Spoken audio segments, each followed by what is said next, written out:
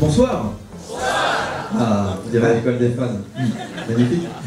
Merci d'avoir répondu à l'invitation de monsieur le député Jean-Luc Benven et toute son équipe pour parler ce soir du climat et de vous, de mon climat et moi, de votre climat et vous. Pour commencer, nous on s'est dit avec Franck que, voilà, on va partir sur de bonnes bases, comme le disait Franck, de vous présenter notre analyse en tant qu'expert du climat, du changement climatique, de la transition énergétique. Nous avons voulu vous donner notre avis. Oui, parce que nous faisons partie du SLIPE, le Symposium for Liberty of Intelligence and Pognon. Et donc, il nous semblait important de vous transmettre notre avis juste et impartial. Impartial, voilà. Impartial, puisque nous sommes financés par les fondations Servier, la fondation Volkswagen, la fondation Monsanto. Voilà, Brest à pied à vélo, donc une association de promotion des mobilités actives. Alors nous, on milite pour ce qu'on appelle le partage de la rue, c'est-à-dire un code qui est adapté en fait aux cyclistes. Et là, vous avez des actions concrètes, comme le double sens cycliste ou le céder le passage cycliste là en haut. C'est-à-dire, voilà, pour un vélo, quand c'est rouge, de pouvoir aller tout droit ou de tourner à droite. Pour lutter activement, hein, qu'est-ce que vous faites? J'achète local, donc je fuis la grande distribution.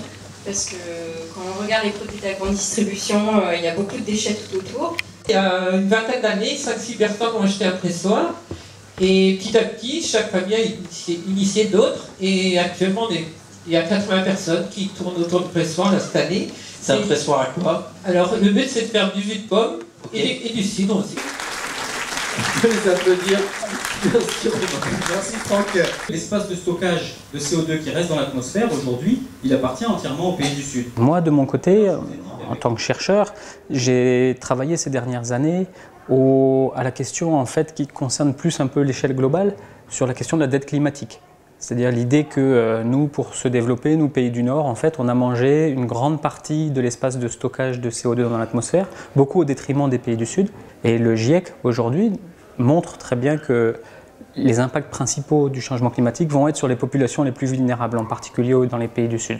Et donc moi, j'ai réfléchi et j'ai essayé de voir comment est-ce qu'on peut prendre en compte ces émissions passées, quelque part cette dette qu'on peut avoir, essayer de la chiffrer un petit peu et puis du coup de voir ce qu'on pourrait faire, comment on pourrait se servir de cette idée de dette pour, non pas comme un dédouanement ou une espèce de repentance, mais pour se dire tiens, on a une grosse somme, parce que c'est une grosse somme, et qu'est-ce qu'on peut faire avec en fait, en termes d'aide au développement pour les pays du Sud, et puis aussi pour repenser nous nos modes de développement au Nord. Et du coup, moi je suis venu ici pour essayer de montrer le lien qu'il y a, et qui est très très fort, entre des discussions qui ont lieu à l'échelle globale, et puis d'un autre côté, toutes ces initiatives qui sont prises au niveau individuel ou au niveau collectif, associatif, qui souvent manquent de moyens.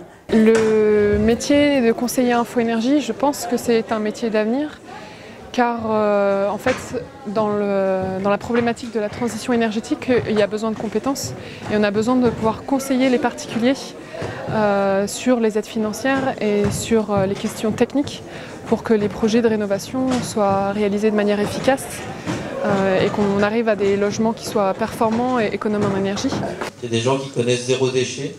Voilà. Oui, 3, 2, 3, 4, 5. De notre rôle sur un format comme ça, sur une soirée comme ça qui peut paraître un peu compliqué, avec plein d'intervenants qui parlent de leur spécificité, de leur expertise, c'est de mettre un peu d'huile dans tout ça pour de sentir un petit peu le pouls du public et dire ok là il semble que les gens ne comprennent pas ou c'est trop long, pouvoir intervenir, de relancer, de nous faire les naïfs pour pouvoir permettre à la personne qui est là de pouvoir donner la vraie explication. Merci vraiment à tous d'avoir été venus nombreux, qu'on puisse aussi débattre ce soir de cette question de la COP21 qui nous concerne tous, qui vous concerne et qui nous concerne pour l'avenir, comme ça a été très bien dit.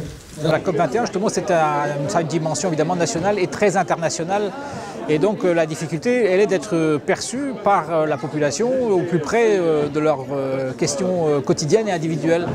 Donc l'objectif aujourd'hui, c'était un peu de faire atterrir cette COP21, de la faire redescendre un peu au plus près de la population. Là, on est aussi dans la vraie politique. On a à entendre les difficultés qui peuvent être exprimées et puis en même temps, on a aussi à faire entendre qu'il y a des mutations importantes.